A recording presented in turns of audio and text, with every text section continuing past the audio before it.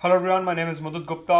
सो काफ़ी सारे क्वेश्चंस मेरे पास पिछले कुछ दिनों में आए हैं, जैसे कि आप सब लोग टेस्ट सीरीज अटेम्प्ट कर रहे हो और प्रीवियस ईयर क्वेश्चंस देख रहे हो। तो मेरे पास एक क्वेश्चन जो बहुत ज़्यादा आता है वो ये है कि नेगेटिव मार्किंग बहुत ज़्यादा हो रही है एग्जाम में, टेस्ट सीरीज में, या फिर जो पिछले अटेम्प्ट दिए थे उनमें नेगेटिव मार्किंग बहुत ज़्यादा हो रही है, और उस नेगेटिव मार्किंग को कम कैसे किया जाए, या फिर कोई ऐसी टेक्निक, कोई ऐसी ट्रिक, कोई ऐसा टिप जिससे कि ज़्यादा से ज़्यादा क्वेश्चंस अटेम्प्ट किए जाएं, एफिशिएंसी ज़्यादा से ज़्यादा की जाए, परसेंटेज जो है, करेक्ट क्वेश्चंस का जो परसेंटेज है, जो आपका एक करेक्टनेस रेशियो है, वो किस तरीके से इंक्रीज किया जाए, किस तरीके से जो गलत क्वेश्चंस हैं उनको कम किया जा सके। तो इस वीडियो में मैं आपको बताऊंगा कि किस किस टाइप के क्वेश्चंस होते हैं, अलग अलग टाइप के क्वेश्चंस को किस तरीके से अटेम्प्ट किया जाता है, किस क्वेश्चन में क्या टेक्निक लगानी चाहिए, उस तरीके से यहां पे ये कोशिश करेंगे कि आपकी नेगेटिव मार्किंग कम हो। आगे बढ़ने से पहले मैं आपको ये बता देता हूं कि ये वीडियो कोई शॉर्टकट या ऐसा कुछ नहीं है कि हाँ इससे आपके 100% मार्क्स आ जाएंगे प्रीलिम्स में, या ऐसा कोई मैं दावा कर रहा हूं कि ये वीडियो अगर आपने देख लिया तो 5 दिन में आप यूपीएससी की तैयारी कर लोगे, या फिर अगर ये इस तरीके से आप क्वेश्चन अटेम्प्ट करोगे तो सारे सही होंगे। नहीं, ऐसा कोई क्लेम नहीं कर रहा हूं मैं। यहां पे सिर्फ जो क्वेश्चन अटेम्प्ट करने का एक तरीका है वो मैं आपको बताऊंगा। यहां पे मैं आपको कोई शॉर्टकट नहीं बताने वाला या कोई ऐसा मंत्र नहीं बताने वाला कि वो आपने पढ़ा तो फिर सारे क्वेश्चन सही हो जाएंगे। नहीं, सिर्फ जो क्वेश्चन सही करने की, सही तरीके से अटेम्प्ट करने की जो एक टेक्निक होती है उसके ऊपर यहां पे लाइट डालूंगा कि किस तरीके से हमारे को हर क्वेश्चन में अलग अप्रोच लगानी होती है। आगे बढ़ने से पहले काफी सारे प्लस कोर्सेज आ रहे हैं मेरे अनअकैडमी पे। साइंस टेक का क्रैश कोर्स अभी अभी शुरू हुआ है, इंटरनेशनल रिलेशंस के ऊपर फुल फ्लेजेड कोर्स आ रहा है, बहुत ही अच्छा कोर्स होने वाला है जिसमें पूरी डिप्लोमेसी डिस्कस करेंगे हेड टू टू एनालिसिस में। मॉडर्न हिस्ट्री के ऊपर कोर्स आ रहा है 16 जून से। मेंस आंसर राइटिंग के ऊपर कोर्स आ रहा है 2020 से। आप में से बहुत लोगों को आंसर राइटिंग में दिक्कत होती है और नहीं समझ आता कि किस तरीके से आगे बढ़े। कंटेंट पता होता है, क्वेश्चन पता है, लेकिन यह नहीं पता कि आंसर कैसे लिखना है। अगर आंसर लिख भी लिया तो यह नहीं पता होता कि ठीक लिखा या नहीं लिखा। इस कोर्स में आपके आंसर्स मैं चेक भी करूंगा और आपको मॉडल आंसर्स भी बताऊंगा, गलतियां भी बताऊंगा। तो काफी इंपॉर्टेंट कोर्स होने वाला है मेंस के पर्सपेक्टिव से। साथ के साथ करंट अफेयर्स, जो कि एक बहुत ही ज्यादा प्रॉब्लमैटिक एरिया है सारे एस्पिरेंट्स के लिए, उसके ऊपर कोर्स आ रहा है जुलाई में। और इकोनॉमी, जिससे मोस्ट ऑफ द एस्पिरेंट्स को कई बार फोबिया होता है कि इकोनॉमी किस तरीके से की जाएगी, और ये सब head to to analysis including budget economic survey और जितने भी करंट अफेयर्स रीसेंट हैपनिंग्स हो रही हैं, सब कुछ along with the core basics आपको इस कोर्स में मिलेगा इकोनॉमी के। So you can subscribe to Unacademy plus using my referral code Mudit Gupta for 10% discount. Simply मेरा नाम डालना और आपको 10% का डिस्काउंट मिलेगा। नीचे डिस्क्रिप्शन बॉक्स में मेरा टेलीग्राम चैनल का लिंक दिया है, वो जरूर ज्वाइन करिए for all the updates about my YouTube videos, Unacademy special classes and Unacademy full fledged live courses. Now, तो हमने देखा कि नेगेटिव मार्किंग की प्रॉब्लम आ रही है और साथ साथ क्वेश्चन किस तरीके से अटेम्प्ट करना है। देखिए, यहां पे आपको दो चीजों का ध्यान रखना है। मैं आपको यहां पे दो चीजों के बारे में बताना चाहूंगा। पहली चीज ये कि जो नेगेटिव मार्किंग होती है उसमें कहीं ना कहीं हमारा माइंडसेट इन्वॉल्व होता है कि पिछले साल टॉपर ने बोला था कि मैंने 80 क्वेश्चन अटेम्प्ट करे तो मेरा प्रीलिम्स बहुत अच्छा हुआ था। उससे पहले साल टॉपर ने बोला कि मेरे 90 क्वेश्चन सही हुए थे तो फिर मेरा प्रीलिम्स क्लियर हुआ। अलग अलग वीडियोस वगैरह देख के, अलग अलग जो है टॉपर इंटरव्यूज वगैरह देख के एक बेंचमार्क बन जाता माइंड में कि मेरे को कम से कम 80 क्वेश्चन करने हैं, कम से कम 85 क्वेश्चन करने हैं। बात तो आपने सुन ली सबकी, लेकिन आप ये सोचना भूल गए कि हर साल पेपर का लेवल अलग होता है।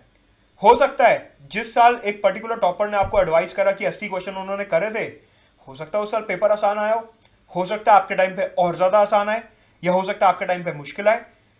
तो सबसे बड़ी गलती जो आप यहां पे करते हो वो ये करते हो कि आप माइंड में एक नंबर लेके जाते हो कि मेरे को 70 क्वेश्चन करने हैं, मेरे को 80 क्वेश्चन करने हैं। देखिए, अगर इस तरीके से माइंड में एक नंबर लेके जाओगे तो ज्यादा नेगेटिव मार्किंग के चांसेस आपके बढ़ जाएंगे। क्योंकि मान लीजिए अगर पेपर आसान आया तो ठीक है, आपने 80 की जगह 90 सॉल्व कर दिए, वो तो अच्छी बात है। अगर इनकेस पेपर मुश्किल आया, यूपीएससी अनप्रिडिक्टेबल है, आप और हम कोई एस्ट्रोलॉजर तो है नहीं जो यहाँ पे प्रिडिक्शन करेगी नहीं नहीं इस बार तो मैं दे रहा हूं तो आसान ही आएगा। नहीं, ऐसा कुछ नहीं होने वाला। आपको प्रिपेयर रहना है दोनों चीजों के लिए। अगर पेपर आसान आया तो 80 की जगह 90 क्वेश्चन कराए, वो तो बिल्कुल ठीक बात है। अगर मान लीजिए मुश्किल आया और आप सिर्फ और सिर्फ 65 क्वेश्चन कर पाए तो उसमें भी कोई बुराई नहीं है, क्योंकि पेपर मुश्किल आ रहा है तो कट ऑफ भी तो उतना ही नीचे जाएगा। आपका यहां पे फोकस नंबर ऑफ क्वेश्चंस पे नहीं होना चाहिए, आपका यहां पे फोकस होना चाहिए कि चाहे अगर मैं एक क्वेश्चन भी करूं वो सही होना चाहिए। एफिशिएंसी जितनी ज्यादा बढ़ाओगे उतनी ही नेगेटिव मार्किंग कम होती रहेगी। तो सबसे पहले यहां पे नेगेटिव स्कोर कम करने के लिए अपना माइंडसेट चेंज करना होगा। कभी भी दिमाग में एक नंबर लेके नहीं जाना कि मेरे को 90 क्वेश्चन करने, 80 क्वेश्चन करने। बोले भैया ने बोला था कि 85 से कम करे तो सिलेक्शन नहीं होगा, उन वाली दीदी ने बोला था कि 95 तो कम से कम करके ही आने हैं, तो मैं तो 60 कर पाया, 35 में मैंने तुक्के मार दिए। अगर ये सब करोगे तो अटेम्प्ट के बाद अटेम्प्ट के बाद अटेम्प्ट देते रहोगे, क्लियर नहीं हो पाएगा इस अप्रोच से।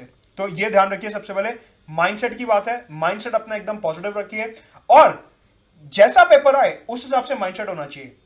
आपको जाना है बिल्कुल ब्लैंक। हाँ, अब आप में से कुछ लोगों को यहाँ पे लगेगा कि ये क्या बोल रहा है कि ब्लैंक जाना है। आपको जाना है ब्लैंक। दिमाग में स्लेट जो है एकदम साफ होनी चाहिए। कोई भी नंबर दिमाग में नहीं होना चाहिए कि मेरे को 80 करने 90 नहीं। जैसा पेपर आएगा वैसे करने हैं। बहुत आसान आया तो 90 करके आओ, मुश्किल आया तो 60-65 करके आओ। नंबर दिमाग में कोई नहीं लेके जाना। जैसा पेपर जो दिन उतने नंबर ऑफ क्वेश्चन, सीधी सी बात है।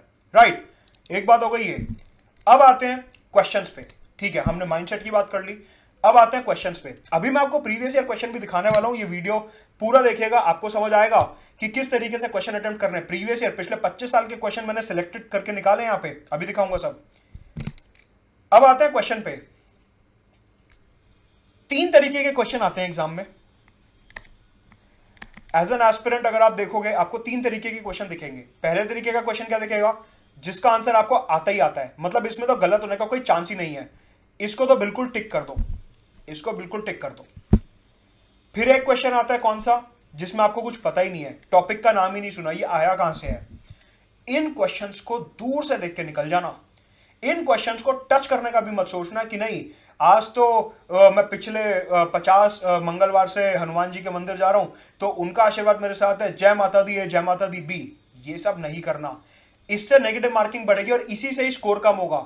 जो क्वेश्चन सही कर रहे हो उस क्वेश्चन के भी मार्क्स कम हो जाएंगे अगर ये वाले क्वेश्चंस गलत करोगे तो। क्यों, आपने मानो एक क्वेश्चन सही करा, +2 मिल गया आपको, और आपने ऐसे 2 क्वेश्चन गलत कर दिए तो -0.66 इंटू 2 हो गया, तो 1.32 नंबर तो आपके यहीं चले गए।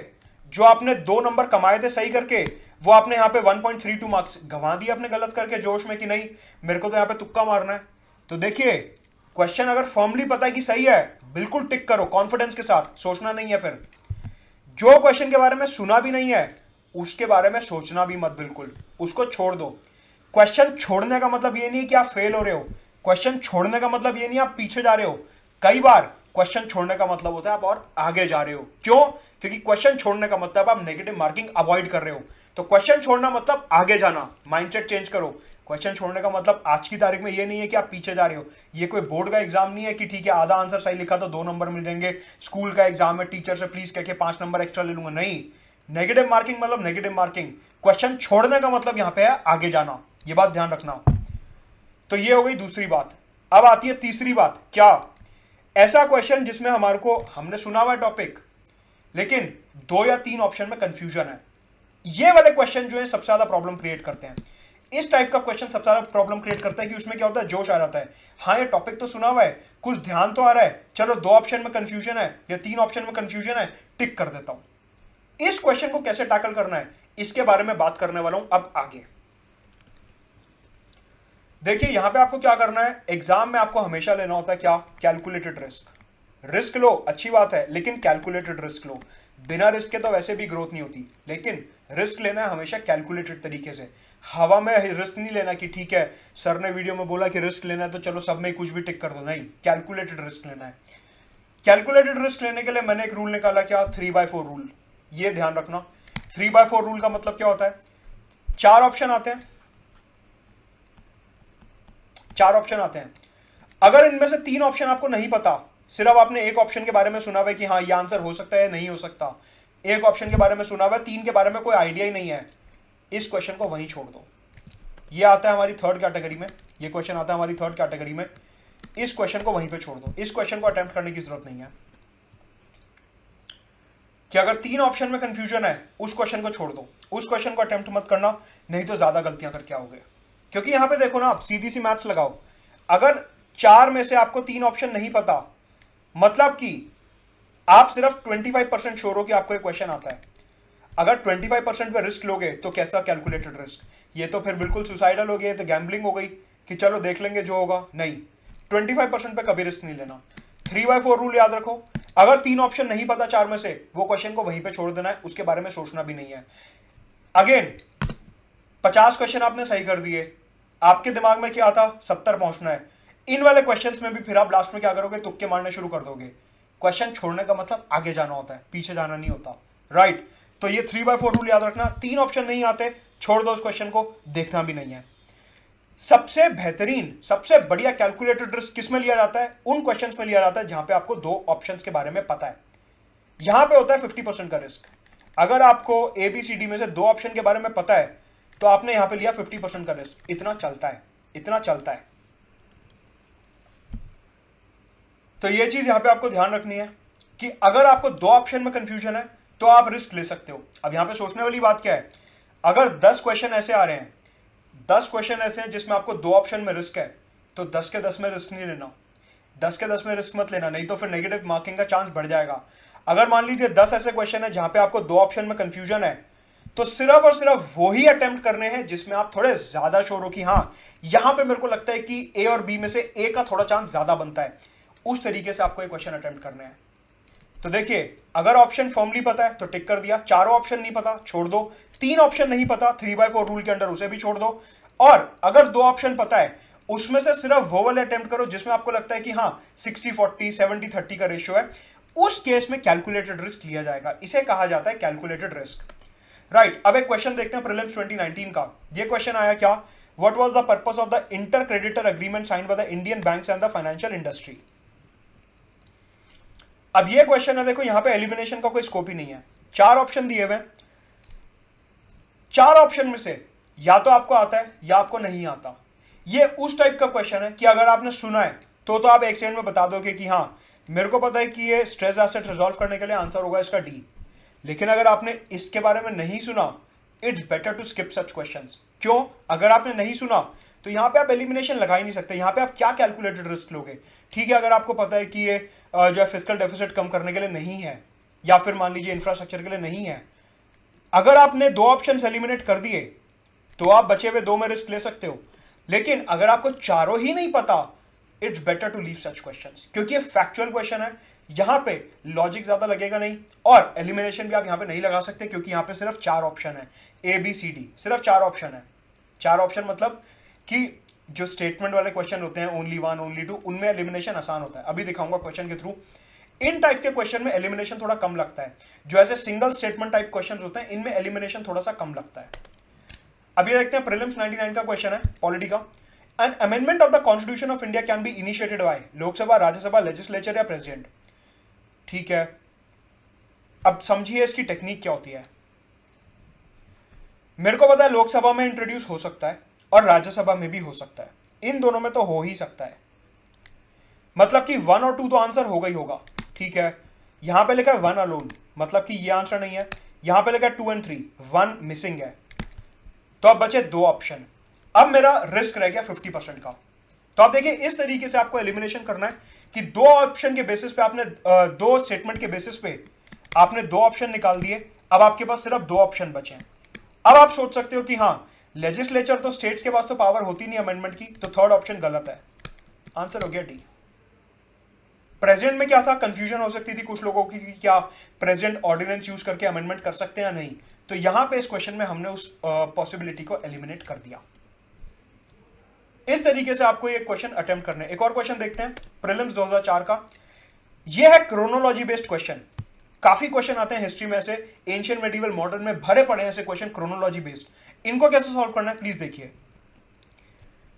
मान लीजिए आपको इनमें से किसी 1 या 2 का ईयर याद नहीं है। अब देखिए यहां पे एक चीज ध्यान रखना कि ये जो एलिमिनेशन टेक्निक्स हैं तभी काम करती हैं जब आपने कुछ पढ़ा हो।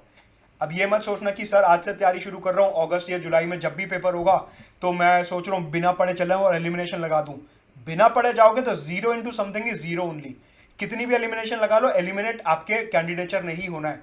तो जब तक पढ़ के नहीं जाओगे ये टेक्निक्स भी काम नहीं करेंगी। ये टेक्निक्स है सिर्फ सप्लीमेंट करने के लिए कि हाँ पढ़ के गए हो, एग्जाम में लास्ट टाइम पे कुछ दिमाग में नहीं आ रहा, नेगेटिव मार्किंग अवॉइड करनी है, तो ये टेक्निक्स लगा सकते हो। ऐसा नहीं है कि बिना पढ़े चलेगा और फिर ये टेक्निक लगा के कहो कि बेकार वीडियो था, कि क्वेश्चन सॉल्व ही नहीं हुए। पढ़ के जाओगे तो ही सॉल्व होगा। ये सिर्फ सप्लीमेंट्री चीजें कि हाँ किस तरीके से आप अपना नेगेटिव मार्किंग का रिस्क कम कर सकते हो। क्रोनोलॉजी बेस्ड क्वेश्चन आया तो मान लीजिए आप किसी का ईयर भूल गए, दिमाग में नहीं आ रहा उस टाइम पे कि किस तरीके से सॉल्व होगा। अगर आपको इनमें से 2 या 3 भी पता है, इनमें से अगर आपको 2 या 3 भी पता है तो भी हम ये क्वेश्चन सॉल्व कर सकते हैं कि अगर चौरी चौरा आउटरीच मेरे को ध्यान आ रहा है कि हाँ 1922 में हुआ था, इसी के बाद महात्मा गांधी ने नॉन कोऑपरेशन कॉल ऑफ करा था, ठीक है 1922। और मेरे को ध्यान आ रहा है कि मॉर्ले मिंटो जो है ये 1909 में हुआ था, जिससे मुस्लिम्स को सेपरेट इलेक्टोरेट दिया गया था, ठीक है। मतलब कि आंसर में 2 और 1 ये ऑर्डर होना चाहिए, ठीक है। यहां पे क्या आ रहा है, 1 और 2 आ रहा है, एलिमिनेटेड।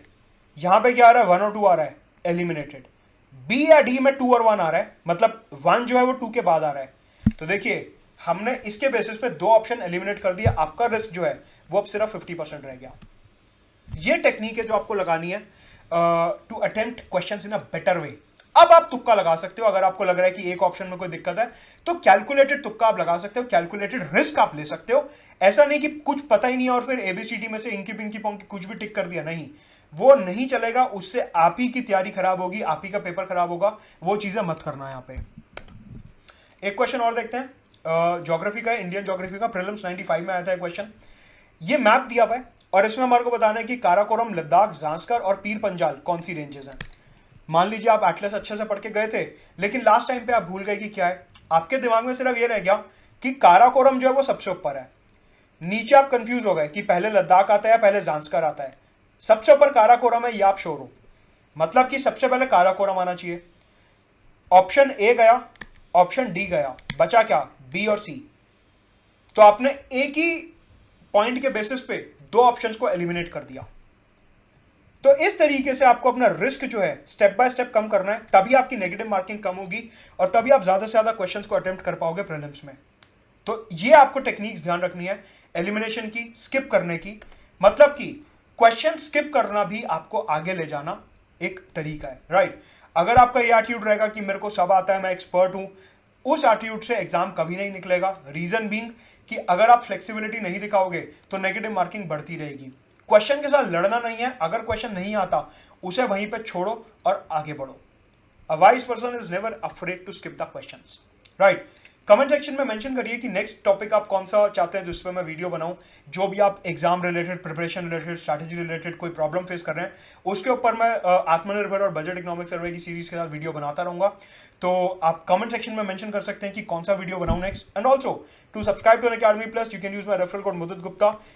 आई होप कि आपको इस वीडियो से कुछ गेन हुआ होगा and try and apply these techniques, आपका नेगेटिव स्कोर पक्का कम आएगा।